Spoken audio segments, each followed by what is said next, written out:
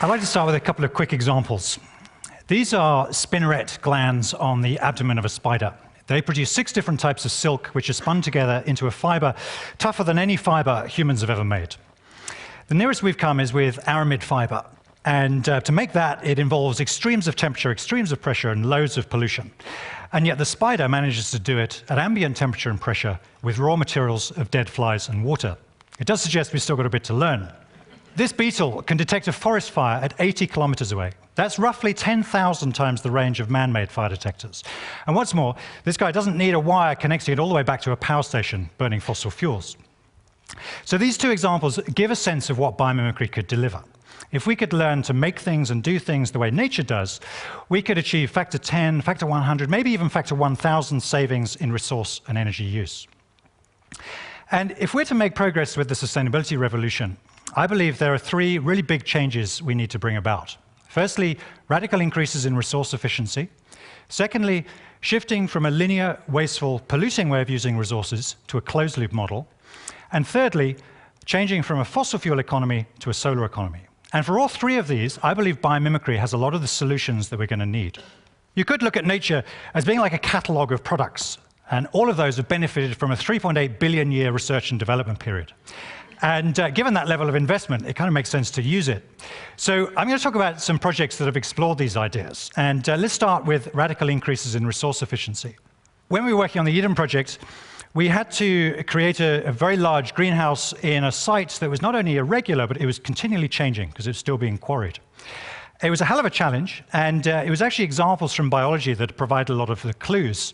So, for instance, it was soap bubbles that helped us generate a building form that would work regardless of the final ground levels.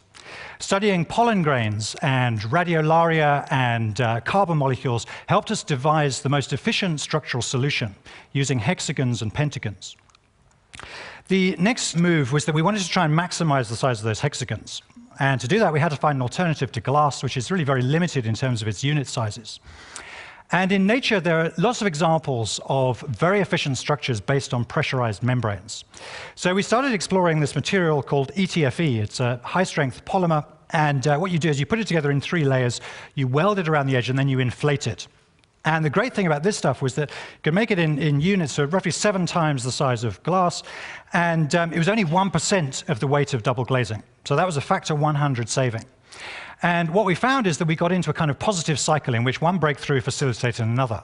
So with such large, lightweight pillows, we had much less steel. With less steel, we were getting more sunlight in, which meant we didn't have to put as much extra heat in winter. And with less overall weight in the superstructure, there were big savings in the foundations.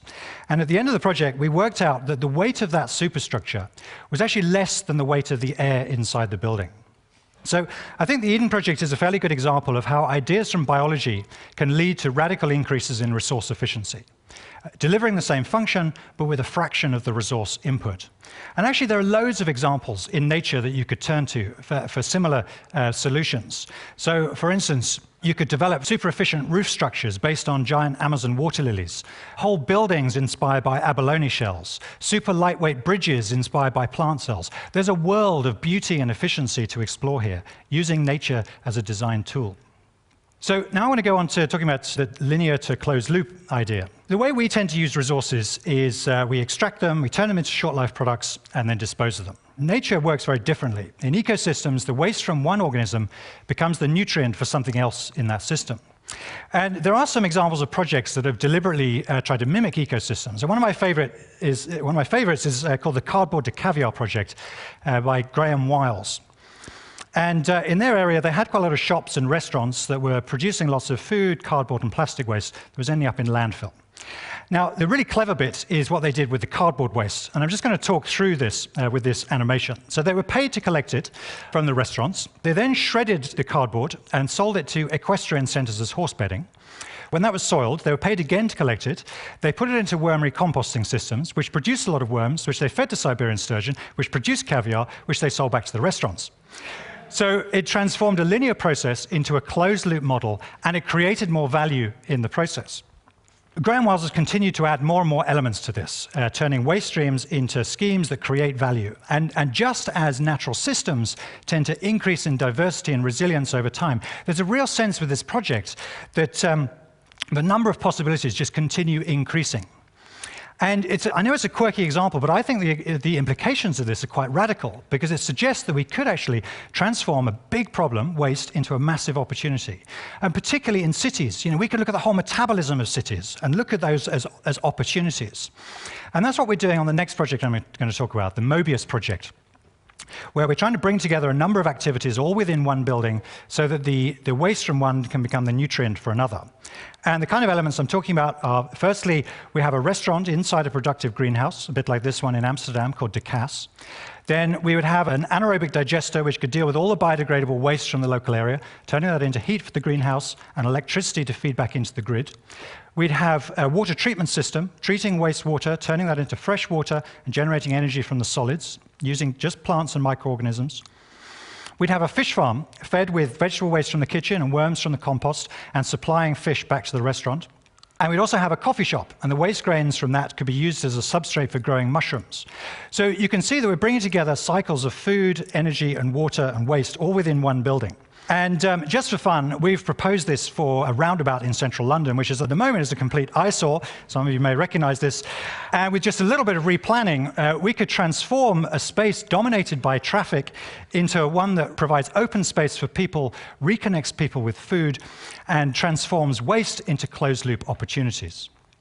So the final project I want to talk about is the Sahara Forest project, which we're working on at the moment. It may come as a surprise to some of you to hear that quite large areas of what are currently desert were actually forested a fairly short time ago. So, for instance, when Julius Caesar arrived in North Africa, huge areas of North Africa were covered in cedar and cypress forests. And during the evolution of life on the Earth, it was the colonization of the land by plants that helped create the benign climate we currently enjoy. The converse is also true. The more vegetation we lose, the more that's likely to exacerbate climate change and lead to further desertification. And this animation, this shows photosynthetic activity over the course of a number of years.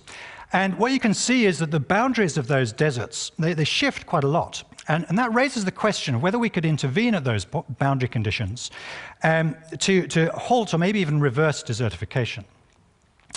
And if you look at some of the organisms that have evolved to live in deserts, there are some amazing examples of adaptations to water scarcity. This is the Namibian fog-basking beetle, and it's evolved a way of harvesting its own fresh water in a desert. The way it does this is it comes out at night, crawls to the top of a sand dune, and because it's got a matte black shell, it's able to radiate heat out to the night sky and become slightly cooler than its surroundings. So when the moist breeze blows in off the sea, you get these droplets of water forming on the beetle's shell. Just before sunrise, tips its shell up, water runs down to its mouth, has a good drink, goes off and hides the rest of the day. And the ingenuity, if you could call it that, goes even further. Because if you look closely at the beetle's shell, there are lots of little bumps on that shell. And those bumps are hydrophilic. They attract water. And between them, there's a waxy finish which repels water. And the effect of this is that as the droplets start to form on the bumps, they stay in tight spherical beads, which means they're much more mobile than they would be if it was just a film of water over the whole beetle's shell. So even when there's only a small amount of moisture in the air, it's still able to harvest that very effectively and channel it down to its mouth. So an amazing example of an adaptation to a very resource-constrained environment. And in that sense, very relevant to the kind of challenges we're going to be facing over the next few years, next few decades. We're working with the guy that invented the seawater greenhouse. This is a greenhouse designed for arid coastal regions. And the way it works is that you have this whole wall of evaporator grills, and you trickle seawater over that. So that wind blows through, it picks up a lot of moisture, and is cooled in the process. So inside, it's cool and humid, which means the plants need less water to grow. And then at the back of the greenhouse, it condenses a lot of that humidity as fresh water in a process that's effectively identical to the beetle. And what they found with the first seawater greenhouse that was built was it was producing slightly more fresh water than it needed for the plants inside. So they just started spreading this on the land around. And the combination of that and the elevated humidity had quite a dramatic effect on the local area.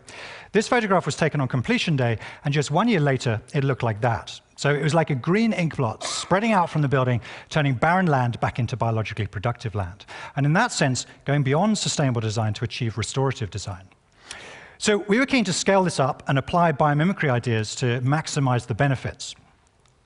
And when you think about nature, often you think about it as being all about competition. But actually, in mature ecosystems, you're just as likely to find examples of symbiotic relationships.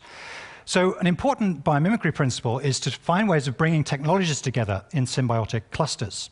And the technology that we settled on as an ideal sort of partner for the seawater greenhouse is concentrated solar power, which uses solar tracking mirrors to focus the sun's heat to create electricity. And just to give you some sense of the potential of CSP, consider that we receive 10,000 times as much energy from the sun every year as we use in energy from all forms. 10,000 times. So our energy problems are not intractable. It's a challenge to our ingenuity. And the kind of synergies I'm talking about are, firstly, both these technologies work very well in hot, sunny deserts. CSP needs a supply of demineralized fresh water. That's exactly what the seawater greenhouse produces. CSP produces a lot of waste heat. We'd be able to make use of all that to evaporate more seawater and enhance the restorative benefits. And finally, in the shade under the mirrors, it's possible to grow all sorts of crops that would not grow in direct sunlight. So this is how the scheme would look. The idea is we create this sort of long hedge of greenhouses facing the wind. We'd have concentrated solar power plants at intervals along the way.